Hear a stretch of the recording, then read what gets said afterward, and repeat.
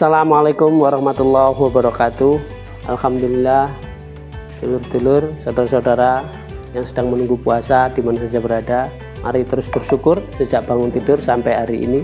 Alhamdulillah kita telah diberi Allah banyak nikmat, terutama nikmat sehat dan bisa berpuasa dengan kuat. Setelah itu kita ayo bersolawat kepada Nabi Muhammad, para keluarga dan sahabat beliau, serta para alim yang telah membimbing kita. Amma ba'du, dulur, hari ini kita banyak diberi suguhan materi, berita-berita atau hal-hal yang viral di media sosial, dan itu kita dapat inspirasi terutama untuk jelang beberapa hari tersisa bulan suci ini. Pertama tentang dunia anak-anak. Anak-anak, sebagaimana kita tahu, dunia adalah permainan dan senda gurau, canda tawaria, meskipun ya ada sela-sela drama dan cerita duka mereka. Nah, hari ini kita banyak disuguhi berita tentang perang yang paling banyak menyita mata kita di berandamanya adalah perang di Timur Tengah sana, juga di Eropa, di beberapa belahan dunia juga terjadi konflik berbasis politik. Nah, menurut kacamata orang beriman, orang yang paham Al-Quran, atau kita yang sudah selesai tadarusan, ini adalah sama seperti anak-anak yang dulu kalau kita waktu Ramadan saling serang, mercon-merconan, adu banter-banteran. Kalau dulu waktu kita kecil mungkin sekedar serengdor atau mercon bantingan, mercon yang eceran. Nah, kalau para pemimpin dunia yang tua-tua usianya, memang mainannya agak lebih gede, mainan rudal, mainan peluru. Tapi kalau dulu anak-anak waktu kami kecil dulu tidak ada korban. Nah, sekarang ini permainannya orang-orang tua yang memimpin dunia menimbulkan korban. Satu sisi ini menjadi perhatian dan juga pelajaran untuk kita.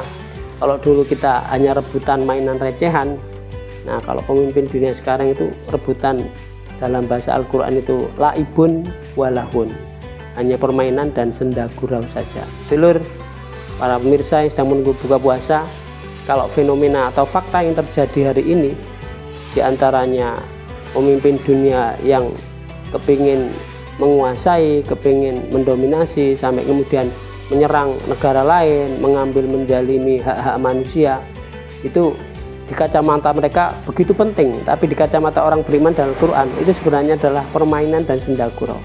Seperti anak-anak yang dulu mainan mercon, rebutan, kemudian bermain peran, suatu saat akan berhenti. Nah, kita arifi, kita sadari kalau mereka yang sedang bermain-main dengan kekuasaan dan kepemimpinan tapi menjalimi hak kemanusiaan, anggaplah itu mereka anak kecil yang tidak tahu kehidupannya, yang tidak mengerti hakikat akhirat. Nah, kita yang beriman, yang Ramadan, yang khataman tadarusan, sebenarnya adalah pelajaran.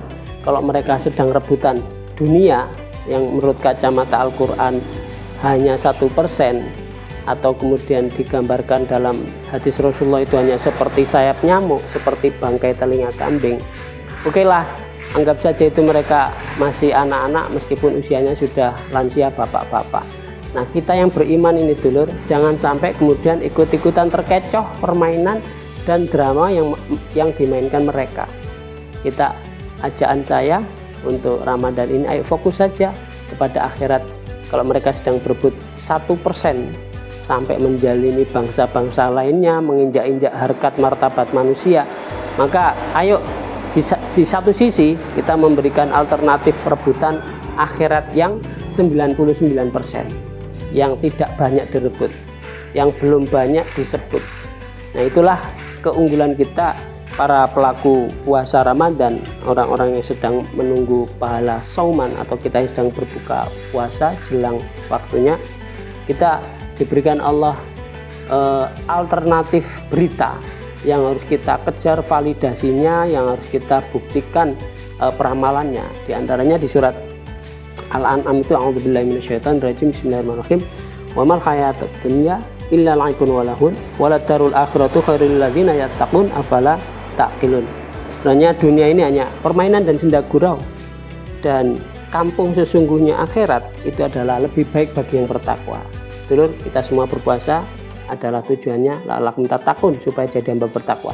Nah, kita diberikan pandangan bahwa sekarang direbut banyak manusia itu hanyalah ibun walahun, sampai mereka perang, ada yang jadi tokoh protagonis seperti bangsa-bangsa Eropa, Amerika, sementara bangsa-bangsa Asia yang jadi protagonis dizalimi, dicuri, diambil haknya sebagai manusia bumi.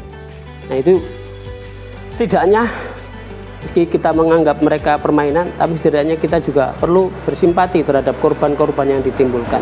Sembari itu kita mendoakan untuk keselamatan diri dan keluarga kita.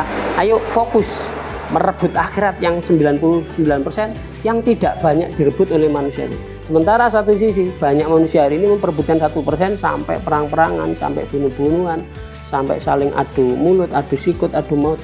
Nah kita ayo adu kunut, adu doa, adu amalan harian di bulan suci yang tersisa beberapa hari ini. Sambil menunggu buka puasa, dulur-dulur semuanya, bahwasanya hal seperti ini adalah menjadi pelajaran. Ada dajjal, tauhid, setan yang membuat kita semuanya tidak sadar bahwa sedang diubek-ubek memperebutkan 1% ini. Dajjal membuat pengecohan, tauhid membuat tingkah kezaliman, dan setan membuat peraduan sesama kita manusia jadi korban.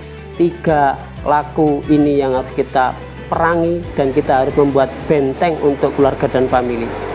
Lawan dajjal, tauhid, setan dengan wiritan tasbihan di tangan kanan. Dan senyampang Ramadan kita belenggu nafsu, kita menahan berbagai komentar yang kurang benar, kita banyak menahan godaan, diantaranya ya membuat komen hal-hal yang belum kita tahu bagaimana sesuatu itu. Makanya di akhir pesan ini saya ingin menyampaikan, ayo fokus rebutan 99% akhirat yang disediakan hanya bagi hamba bertakwa, dan sambil memprihatini saudara-saudara kita yang masih berebut 1%. Dan yang paling penting, ayo waspada 3 utama penyebab kita semua jadi lupa adalah ada dajjal, tauhid, setan. Dajjal membuat pengecohan, tauhid membuat kezaliman, setan membuat kita saling beradu permusuhan. Itu yang harus kita waspadai sambil menunggu berbuka puasa. Mari kita terus jaga di tangan kanan, kita wiritan tasbihan supaya puasa kita terima dan fokus kepada tujuan hamba bertakwa, yaitu waladdarul akhiratu khairul lil ladzina yattaqun. Jangan lupa 99% adalah hak kita sebagai kaum beriman, dan 1% jangan sampai kita rebutkan. Wa nakallahumma wa bihamdika nasyhadu an la ilaha illa anta nastaghfiruka wa natubu ilaik. Wassalamualaikum warahmatullahi wabarakatuh.